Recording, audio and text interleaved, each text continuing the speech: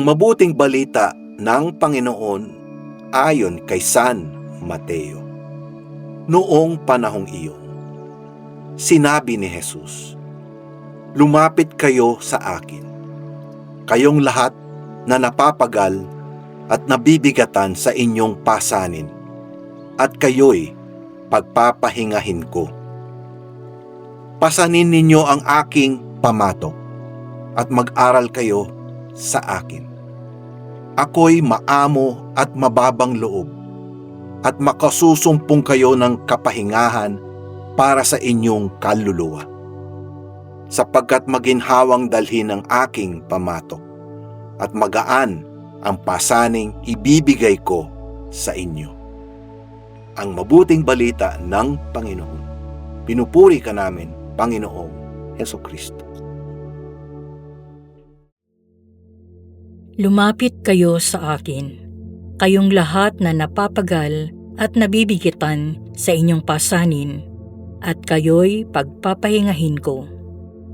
May mga pagkakataon sa buhay ko na sa dami ng ginagawa ay hindi ko na alam kung ano ang uunahin. Noong nabanggit ko ito sa mga kaibigan ko, ang sabi ng isa, "Unahin mo si Jesus."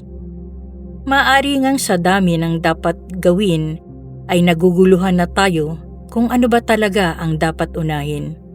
Kung minsan, ang pag-iisip pa lamang ay nakakalula na, kaya kadalasan ay nagiging dahilan din ito ng pagkapagod natin. Noong sinabi sa akin na unahin mo si Jesus, ipinaalala sa akin na ang unang dapat lapitan kapag magsisimula ng anumang bagay ay si Jesus, ang ating lakas.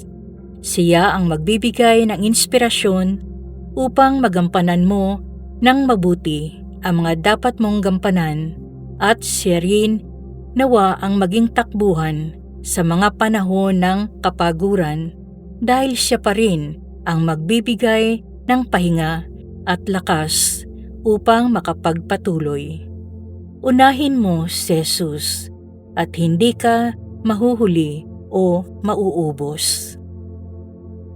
Sa simula ng araw at sa dulo nito, makipag-usap kay Jesus at magpahinga kasama niya sa panalangin.